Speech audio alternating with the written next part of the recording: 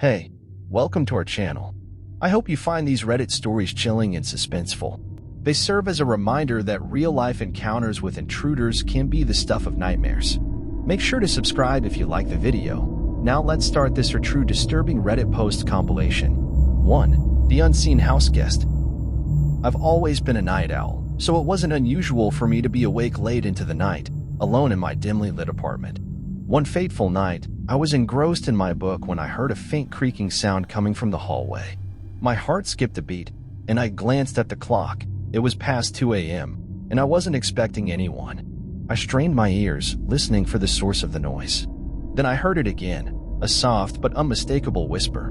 I closed my book and tiptoed towards the hallway, my fear growing with each step. The whispering grew louder, and as I reached the doorway, I saw a shadowy figure moving in the darkness. My breath caught in my throat, and I froze in place. An intruder was in my home. I had no idea how he had entered, but he was there, whispering incomprehensible words. I couldn't see their face, only the silhouette of a tall, menacing figure. I mustered the courage to confront the intruder, my voice trembling. "Who are you? What do you want?" I asked. The whispering ceased, and the intruder turned to face me. The pale, twisted expression on their face made my blood run cold. They raised a finger to their lips, indicating silence. As I watched in horror, they retreated, vanishing into the shadows of my home. I was left shaken, unable to sleep for the rest of the night. The next morning, I searched every corner of my apartment, but there was no sign of the intruder. To this day, I wonder who they were and what they wanted, lurking in the darkness of my home. 2. The Silent Intruder. My small, remote cabin in the woods was my sanctuary, a place to escape the chaos of the city. But one weekend, it became the setting for a nightmare I'll never forget. It was late at night, and I was alone, nestled by the fireplace with a book. That's when I heard the sound of soft, deliberate footsteps outside my cabin. I couldn't shake the feeling that something was wrong. I cautiously approached the window, drawing the curtains aside just enough to peek outside.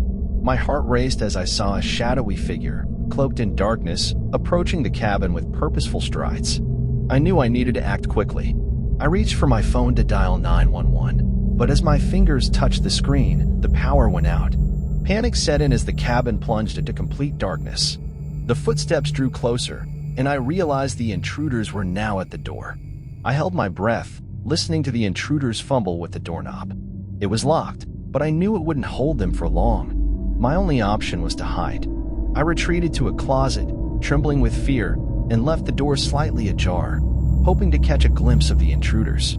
The door to the cabin swung open, and the intruders entered. They moved silently, their footsteps barely making a sound on the wooden floor. I strained my eyes in the darkness, trying to make out their features, but all I could see was their silhouette. The intruders moved closer to the closet, and I could feel their presence right outside. The seconds felt like hours as I held my breath, praying they wouldn't discover my hiding place. They lingered for what seemed like an eternity, and then, just as suddenly as they had come, they left, disappearing into the night. When morning finally came, I cautiously emerged from the closet, my heart still pounding. I inspected the cabin, but there was no sign of the intruders. I called the police, but they found no evidence of a break-in. To this day, I have no idea who the silent intruder was or what they intended, but the memory of that terrifying night still haunts me. 3. The Stalker's Game. I had always heard stories about stalkers, but I never thought I would become a victim. It all began with subtle signs, strange calls at odd hours, unsolicited gifts left on my doorstep, and the feeling of being constantly watched. At first, I dismissed it as paranoia, but then it escalated to a horrifying encounter. One evening, as I returned home from work, I found my front door ajar. My heart raced as I entered cautiously, realizing that someone had been in my home. I could feel their presence, the weight of their intrusion pressing down on me. Panic set in as I called the police, and they arrived promptly to search the premises. There was no sign of the stalker, but he left behind a chilling message on my bathroom mirror, scrawled in crimson lipstick. "I'm closer than you think." The police assured me they would increase their patrols in the area and urged me to take precautions, but that did little to ease my fear.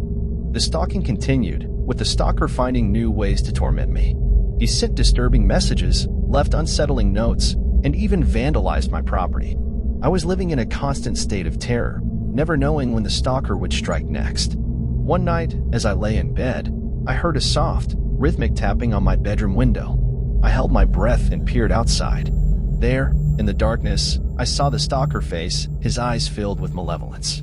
He raised a finger to their lips, indicating silence, and then vanished into the night. I knew I couldn't live like this any longer. I left my home, moving to a new city and starting fresh, hoping to escape the torment of the stalker. To this day, I live in fear that he might find me again, a constant reminder that the horrors of the past can never truly be left behind. 4. The stranger in the storm. I had always enjoyed the solitude of my cabin in the woods, especially during thunderstorms. The sound of rain on the roof and the flashes of lightning made me feel at one with nature. But one night, the storm brought something more sinister to my doorstep. As the tempest raged outside, I settled down by the fire, appreciating the warmth and comfort of my home. However, a sudden power outage plunged my cabin into darkness, leaving me with only the dim, flickering light of a candle. Just as I was about to light the candle, I heard a noise from the hallway. My heart raced as I strained to listen. Footsteps, wet and heavy, were approaching from the darkened corridor. I knew that I was the only one for miles around, and the thought of an intruder sent shivers down my spine. I grabbed a flashlight and cautiously made my way towards the hallway. The intruder's footsteps grew closer and more deliberate, echoing eerily in the stillness of the cabin. I called out, my voice quaking, "Who's there? What do you want?" There was no response, only the sound of heavy breathing and the dripping of rain-soaked clothes. The flashlight beam revealed a figure standing in my hallway, drenched from head to toe. Her face was obscured by wet, matted hair. I couldn't make out any details, but I could sense her presence was malevolent. The intruder took a step closer, and I could feel their cold, damp breath on my neck. In a moment of panic, I swung the flashlight to illuminate their face, but what I saw left me paralyzed with fear. It was the lifeless visage of my late wife, her eyes hollow and her lips twisted into a sinister grin. She raised a finger to her lips, urging me to be silent. I watched in horror as she slowly faded away, leaving me in the pitch-black hallway. The storm outside continued to rage, but my home was now empty, except for the memory of my deceased wife. The tragedy of that night was that I had been haunted by a malevolent apparition, a reminder of the past that would never truly leave me. 5. The trespasser in the night. I had always been vigilant about security, but no amount of preparation could have saved me from the horrifying ordeal that unfolded one fateful night. It was a dark and stormy evening, and I was alone in my suburban home, enjoying the comfort of my bed. The sound of rain hitting the window was oddly soothing, and I had almost drifted off to sleep when I heard it, a soft, deliberate tapping on the glass. My eyes shot open, and I lay still, listening. The tapping continued, growing louder and more insistent. I knew I had locked all the windows, and there was no way the wind could be causing this. My heart pounded as I realized that someone was outside, trying to get in. I quietly reached for my phone, ready to call the police, but my hands froze as I heard a voice, muffled by the rain. It was a woman's voice, desperate and terrified, pleading for help. The tapping had turned into frantic banging as she cried out for assistance. I hesitated, my mind racing with fear and indecision. Then, I made the worst mistake of my life.